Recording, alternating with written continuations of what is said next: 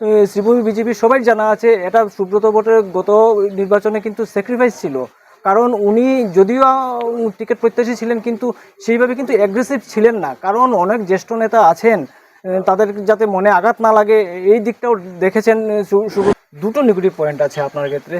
একটা হচ্ছে আপনার সোশ্যাল মিডিয়াতে বা লোকমুখে চর্চা শোনা যায় আপনার প্রচন্ড সূচিবায়ু, এবং আরেকটা কথা আছে আপনি লেট সবকিছুতে লেট হয়ে যান। আপনি এই বিষয়গুলো নিয়ে যে যার মতো মন গড়া বক্তব্য রাখেন, বিশেষত আমার বিরোধী যারা আছেন তারা বলতে পারেন। এই দীর্ঘ বছরের রাজনীতির অঙ্গনে নির্বাচন আসার সঙ্গে সঙ্গে এই বিষয়টা সামনে এলো, সুব্রত প্রত্যাশী বলবে। তার আগে তো কেউ কোনোদিন বলেননি, তার আগে তো এই বিষয়গুলো ধরা পড়েনি।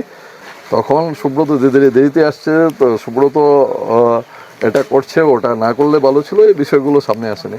এগুলো তথাকথিত কয়েকজন মানুষ আছেন যারা নির্দিষ্টভাবে ওটা করে যদি সুব্রতকে পিছিয়ে দেওয়া যায় ওই প্রচেষ্টা করছেন। এটার সঙ্গে বাস্তবসম্মত কেউ কোনোদিন বলতে পারবেন না যে না এটা এইভাবে আমি যেটা বলেছিলাম এটা ঠিক। ওটা তাদের মন গড়া বক্তব্য আছে। যাই হোক, সুব্রত ভট্টাচার্য হয়তো এবার হাত ধোয়া একটু কমিয়ে দেবেন, এবং সময়ের যে ব্যাপার হয়তো। এখন আমরা বিগত 15 বছর থেকে বিজেপি জিততে পারেনি। বিগত 15 বছর থেকে এই আসন ভারতীয় জনতা পার্টির প্রতীক চিহ্ন নিয়ে যারা নির্বাচনে লড়েছিলেন, আমরা তাদেরকে জিতিয়ে আনতে পারিনি। আর এবার দল আমাকে মনোনীত করেছে, আমি চেষ্টা করব সকলকে সঙ্গে নিয়ে একসঙ্গে কাজ করে এই আসন যাতে পুনরুদ্ধার করা যায়। দুইটা চ্যালেঞ্জ আপনার কাছে, বহুত বড় চ্যালেঞ্জ দুইটা। একটা হচ্ছে 41,000 সংখ্যালঘু ভোট বেশি, সেটা মানতেই হবে, কারণ বিজেপির ভোট ব্যাংক হিন্দু ভোটেই, কিন্তু তারপর 41,000 সংখ্যালঘু ভোট বেশি। আর হচ্ছে ডেভেলপমেন্ট, বলতে গেলে 15 বছর ধরে উত্তর করিমগঞ্জে কোনো ডেভেলপমেন্ট নেই, জনতা ভুগছেন।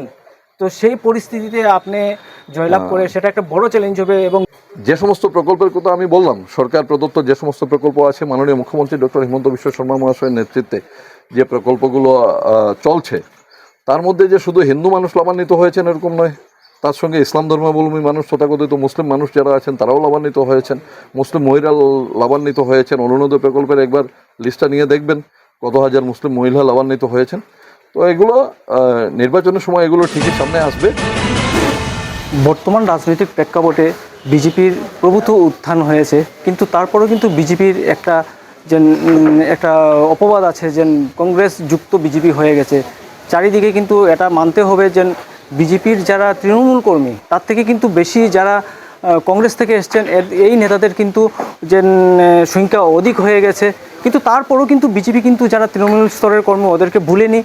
আর একেবারে বিজেপির যে বলা যায় যে বড়াকে যে যখন থেকে স্থাপিত হয়েছে, বড়াকে প্রতিষ্ঠিত হচ্ছিল বিজেপি, তখন থেকে তৃণমূল স্তরে কাজ করা এক ব্যক্তির টিকিট পেয়েছেন, তিনি হচ্ছেন সুব্রত ভট্টাচার্য। আজ আমরা সুব্রত ভট্টাচার্যের সাথে আলোচনা করব, যেটা কিন্তু এই আজকের দিনে কিন্তু সেই অপবাদ কিন্তু প্রায় শেষ হয়ে গেছে, যে সবাই মুখ জুড়ে বলতে পারবে না যে সবাইকে কংগ্রেস থেকে আসার পরেই টিকিট দেওয়া হয়।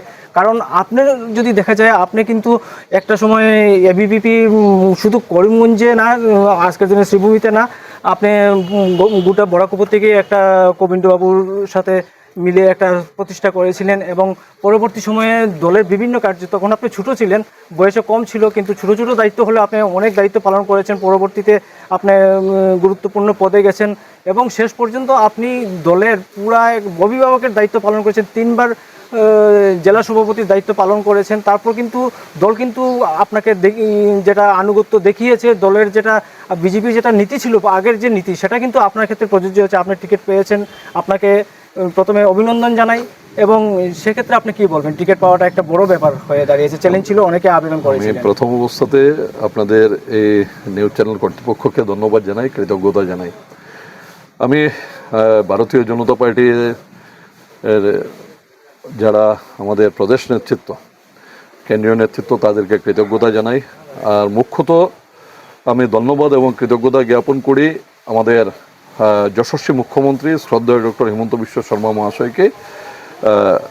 ওনার একান্ত উদ্যোগ আমি আজকে এই মনোনয়ন পাওয়ার পিছনে। মাননীয় মুখ্যমন্ত্রী মহোদয় বিগত কিছুদিন থেকে আমার উপরে বিভিন্ন দায়িত্ব অর্পণ করে রেখেছিলেন, এবং আমি আজ এই উত্তর করিমগঞ্জ বিধানসভা সমষ্টির সম্মানসূচক এই আসন থেকে দল আমাকে মনোনীত করেছে। এটার পিছনে সবথেকে বড় ভূমিকা যে ব্যক্তির হচ্ছে, উনি হচ্ছেন ডক্টর হিমন্ত বিশ্ব শর্মা মহাশয়। আমি ধন্যবাদ, কৃতজ্ঞতা জ্ঞাপন করছি মাননীয় মুখ্যমন্ত্রী শ্রদ্ধেয় ডক্টর হিমন্ত বিশ্ব শর্মা মহাশয়কে। আমি দ্বিতীয়ত যাকে কৃতজ্ঞতা জানাই, ধন্যবাদ জানাই, উনি হচ্ছেন আমাদের প্রদেশ বিজেপির সম্মানীয় সভাপতি শ্রদ্ধেয় শ্রীযুক্ত দিলীপ শইকীয়া মহাশয়, আমার এই মনোনয়ন পাওয়ার পিছনে মাননীয় দিলীপ শইকীয়া মহাশয়েরও অনেক অবদান আছে। পরবর্তীতে আমি যাদেরকে কৃতজ্ঞতা জানাই, ধন্যবাদ জানাই, আমাদের আসামের বরিষ্ঠ মন্ত্রী শ্রী পীযূষ হাজারিকা মহাশয়, এই মনোনয়নের পিছনে মাননীয় পীযূষদার অনেক ভূমিকা আছে। আমি ধন্যবাদ জানাই মাননীয় মন্ত্রী শ্রী জয়ন্ত মল্ল বড়ুয়া মহাশয়কে।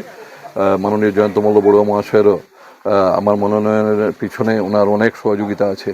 বিশেষভাবে ধন্যবাদ জানাই বরাক উপত্যকার মাননীয় দুই মন্ত্রী শ্রী কৃষ্ণেন্দু পাল মহাশয়, আমাদের জেলা থেকে যিনি ক্যাবিনেট মন্ত্রী আছেন, আর আমাদের যিনি অভিভাবক মন্ত্রী আছেন শ্রী কৌশিক রায় মহাশয়, আমাদের এই জেলার পার্শ্ববর্তী জেলায় যার ঘর, মাননীয় কৌশিক রায় মহাশয়কে আমি ধন্যবাদ কৃতজ্ঞতা জানাই। এই মনোনয়ন পাওয়ার পিছনে আর যাদের ভূমিকা, এই বিধানসভা সমষ্টির আমাদের বহুত মণ্ডল জেলা স্তরে কাজ করা যে সকল কার্যকর্তারা আছেন, তাদের অনেক দিনের আশা ছিল, অনেকের আকাঙ্ক্ষা ছিল যে সুব্রত ভট্টাচার্য মনোনয়ন পাবে এই বিধানসভা সমষ্টি থেকে। তাদের চেষ্টাও কাজে লেগেছে, আমি তাদেরকেও ধন্যবাদ কৃতজ্ঞতা জানাই। আর এই আসন আমরা বিগত 15 বছর থেকে বিজেপি জিততে পারেনি। বিগত 15 বছর থেকে এই আসন ভারতীয় জনতা পার্টির প্রতীক চিহ্ন নিয়ে যারা নির্বাচনে লড়েছিলেন, আমরা তাদেরকে জিতিয়ে আনতে পারিনি। আর এবার দল আমাকে মনোনীত করেছে, আমি চেষ্টা করব সকলকে সঙ্গে নিয়ে একসঙ্গে কাজ করে এই আসন যাতে পুনরুদ্ধার করা যায়। আর সেক্ষেত্রে বড় ভূমিকা যাদের থাকবে, আমাদের মাননীয় সাংসদ শ্রী কৃপানাথ মালা মহাশয়, আমাদের মাননীয় প্রাক্তন সাংসদ, এই বিধানসভা সমষ্টি থেকে যিনি বিগত দিনে 4বার বিধায়ক হয়েছিলেন, মাননীয় শ্রীযুক্ত মিশন রঞ্জন দাস মহাশয়, দলের জ্যেষ্ঠ নেতা শ্রী বিশ্বরূপ ভট্টাচার্য মহাশয় সহ দলের আরও অন্যান্য কর্মকর্তা যারা আছেন, আর বিশেষত রাতাবাড়ি বিধানসভা সমষ্টির মাননীয় বিধায়ক বন্ধুবর্ষ বিজয় মালাকার মহাশয়, আমার মনোনয়ন পাওয়ার পিছনে ভূমিকা আছে ওনার। আগামী দিনে আমাকে এই আসন থেকে জিতিয়ে আনতে হলো, ওনার ভূমিকার দরকার আছে। আমি তাদেরকে কৃতজ্ঞতা জানাই, ধন্যবাদ জানাই, এবং প্রত্যেকের কাছে আমার অনুরোধ থাকবে এই নির্বাচনে সকলের সহযোগিতায়, সকলের প্রয়াসে যাতে এই আসন আমরা পুনরুদ্ধার করতে পারি। আর এই বিধানসভা সমষ্টির যারা বুথ স্তরে কাজ করছেন, দলের দেবদুর্লভ কার্যকর্তা যারা আছেন, যারা মণ্ডল স্তরে কাজ করছেন, যারা জেলা স্তরে কাজ করছেন, সকলের প্রয়াসে আমরা আশাবাদী এই আসন আমরা পুনরুদ্ধার করতে পারবো। সকলকে ধন্যবাদ, সকলকে কৃতজ্ঞতা।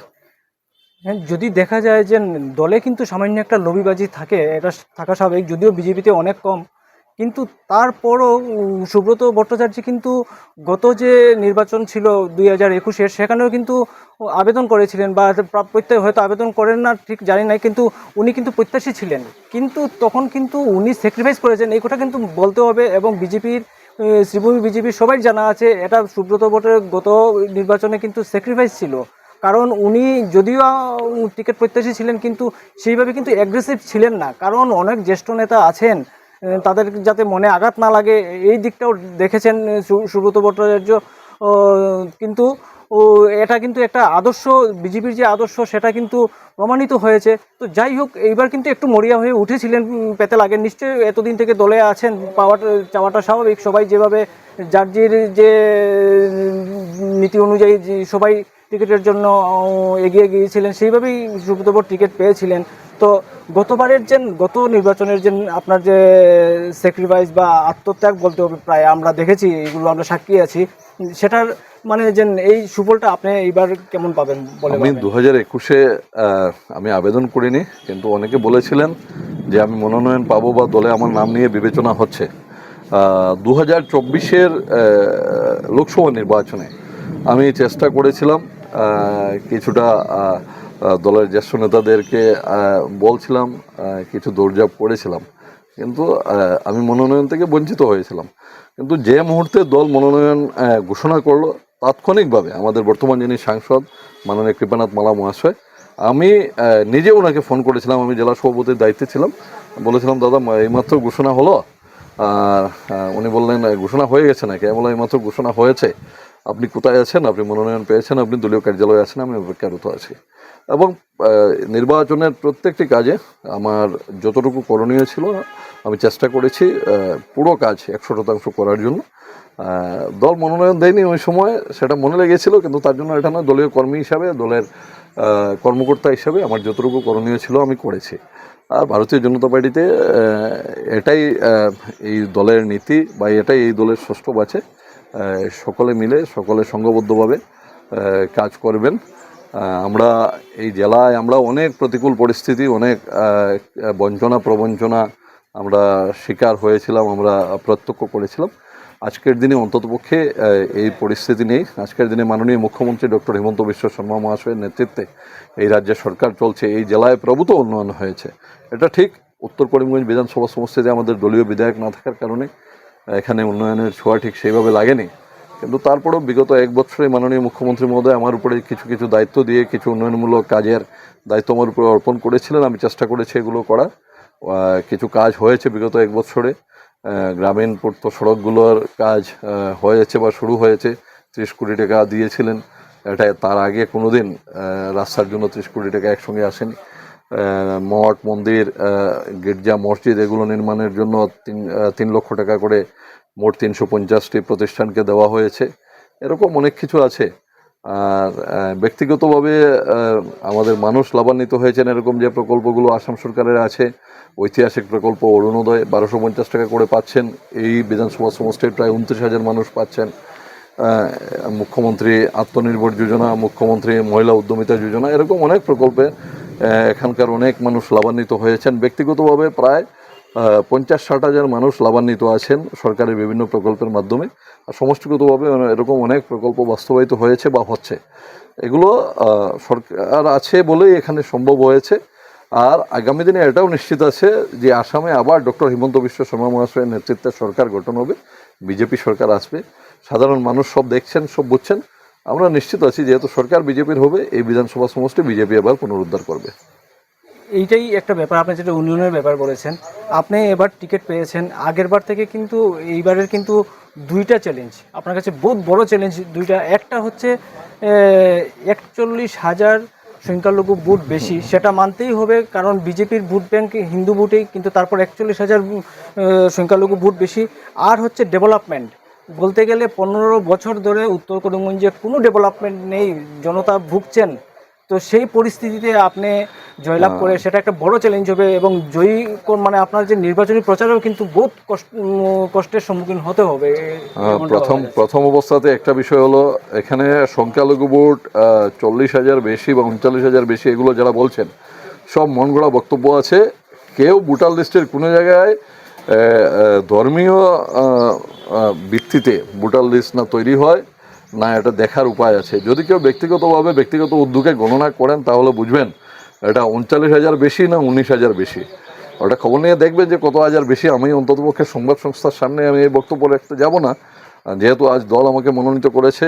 অন্ততপক্ষে এটা নিয়ম বিরুদ্ধ বিষয় হবে, আমি ওইদিকে যাচ্ছি না। তবে এটা দেখবেন, আপনাদের কাছে অনুরোধ থাকলো যে এটা 19,000 বেশি না 39,000 বেশি। এটা হলো প্রথম বিষয়। দ্বিতীয় বিষয়, যে সমস্ত প্রকল্পের কথা আমি বললাম, সরকার প্রদত্ত যে সমস্ত প্রকল্প আছে, মাননীয় মুখ্যমন্ত্রী ডক্টর হিমন্ত বিশ্ব শর্মা মহাশয়ের নেতৃত্বে যে প্রকল্পগুলো চলছে, তার মধ্যে যে শুধু হিন্দু মানুষ লাভান্বিত হয়েছেন এরকম নয়, তার সঙ্গে ইসলাম ধর্মাবলম্বী মানুষ, তথাকথিত মুসলিম মানুষ যারা আছেন তারাও লাভান্বিত হয়েছেন, মুসলিম মহিলা লাভান্বিত হয়েছেন। অরুণোদয় প্রকল্পের একবার লিস্টটা নিয়ে দেখবেন কত হাজার মুসলিম মহিলা লাভান্বিত হয়েছেন। তো এগুলো নির্বাচনের সময় এগুলো ঠিকই সামনে আসবে। আর মানুষ দেখছে যে বিজেপি সরকার যদি না আসে, এখান থেকে যদি বিজেপি বিধায়ক জয়ী না হন, তাহলে অরুণোদয় প্রকল্পের মধ্যে যারা লাভান্বিত হয়েছেন তারা আগামীতে এই সংখ্যা কিভাবে আরও বৃদ্ধি হবে। অন্ততপক্ষে আজকে যদি 39,000 আছে, এটা আগামীতে 45,000 কীভাবে হবে, সেটা নিয়ে মানুষ নিশ্চিতভাবে আশাবাদী আছেন, চিন্তাও করছেন। এরকম অনেক প্রকল্প আছে যেগুলো নিয়ে মানুষের মধ্যে এই ধারণা আছে যে বিজেপির বিধায়ক এখান থেকে না হলে ওই প্রকল্পের লাভ নেওয়া সম্ভব হবে না। আমরা আশাবাদী মানুষ সেই দৃষ্টিভঙ্গিতে চিন্তা করবেন এই নির্বাচনে। এগুলো তো সব পজিটিভ পয়েন্ট। দুটো নেগেটিভ পয়েন্ট আছে আপনার ক্ষেত্রে। একটা হচ্ছে আপনার সোশ্যাল মিডিয়াতে বা লোকমুখে চর্চা শোনা যায় আপনার প্রচন্ড সূচিবায়ু, এবং আরেকটা কথা আছে আপনি লেট সবকিছুতে লেট হয়ে যান। আপনি এই বিষয়গুলো নিয়ে যে যার মতো মন গড়া বক্তব্য রাখেন, বিশেষত আমার বিরোধী যারা আছেন তারা বলতে পারেন। আপনাদের জ্ঞাতার্থে বলছি, আমি 1995 ইংরেজিতে সামাজিক সংগঠন বা ছাত্র সংগঠনের সংস্পর্শে আসি। 1996 ইংরেজিতে অখিল ভারতীয় বিদ্যার্থী পরিষদের সংগঠনে যোগ দেই। 1998-তে আমাদের করিমগঞ্জ কলেজ ছাত্র সংসদের সদস্য হই। আর সেখান থেকে ছাত্র রাজনীতির অঙ্গনে আমার প্রবেশ। পরবর্তীতে বিজেপির রাজনৈতিক সংগঠনে আসি। আর এই দীর্ঘ বছরের রাজনীতির অঙ্গনে নির্বাচন আসার সঙ্গে সঙ্গে এই বিষয়টা সামনে এলো, সুব্রত প্রত্যাশী বনবে। তার আগে তো কেউ কোনোদিন বলেননি, তার আগে তো এই বিষয়গুলো ধরা পড়েনি। ভারতীয় জনতা পার্টির আমি 8 বছর জেলার সাধারণ সম্পাদক সংগঠন হয়ে কাজ করেছি। আর ভারতীয় জনতা পার্টির জ্যেষ্ঠ নেতৃত্ব, এখানকার দলের সকল স্তরের কার্যকর্তারা আমাকে 8.5 বছর জেলা সভাপতির দায়িত্ব পালন করার সুযোগ করে দিয়েছিলেন। আমি সবাইকে নিয়ে কাজ করার চেষ্টা করেছি। তখন সুব্রত দেরিতে আসছে, তো সুব্রত এটা করছে, ওটা না করলে ভালো ছিল, এই বিষয়গুলো সামনে আসেনি। নির্বাচনে আসার পর অনেকে অনেক কথা বলছেন, যারা বলছেন এগুলো মন গড়া বিষয়। এগুলো তথাকথিত কয়েকজন মানুষ আছেন যারা নির্দিষ্টভাবে ওটা করে যদি সুব্রতকে পিছিয়ে দেওয়া যায় ওই প্রচেষ্টা করছেন। এটার সঙ্গে বাস্তবসম্মত কেউ কোনোদিন বলতে পারবেন না যে না এটা এইভাবে আমি যেটা বলেছিলাম এটা ঠিক। ওটা তাদের মন গড়া বক্তব্য আছে। যাই হোক, সুব্রত ভট্টাচার্য হয়তো এবার হাত ধোয়া একটু কমিয়ে দেবেন এবং সময়ের যে ব্যাপার হয়তো আর একটু ফাস্ট হবে, নিশ্চয়ই ফাস্ট হবেন, কারণ একটা বড় চ্যালেঞ্জ ওনার কাছে। কারণ উত্তর করিমগঞ্জ সমষ্টির সবচেয়ে বড় যে সমস্যা জনতা ভুগছেন, একেবারে উন্নতির নামমাত্র নেই। বিভিন্ন সমষ্টিতে কিন্তু বিজেপি সরকার উন্নতি করছে, সেটা অস্বীকার করা যাবে না, কিন্তু এখানে কিন্তু উত্তর করিমগঞ্জে উন্নতি নেই, সেটা একটা বড় চ্যালেঞ্জ। যার জন্য তিনি সব কিছুই পরিত্যাগ করবেন এবং ঝাঁপিয়ে পড়বেন জনতার সেবার কাজে লাগতে পারেন, যাতে আমরাও তার শুভকামনা রইল, উনিও যাতে জয়লাভ করতে পারেন তার প্রতি শুভকামনা রইল। ধন্যবাদ। আপনাদেরকেও ধন্যবাদ, শুভেচ্ছা থাকলো।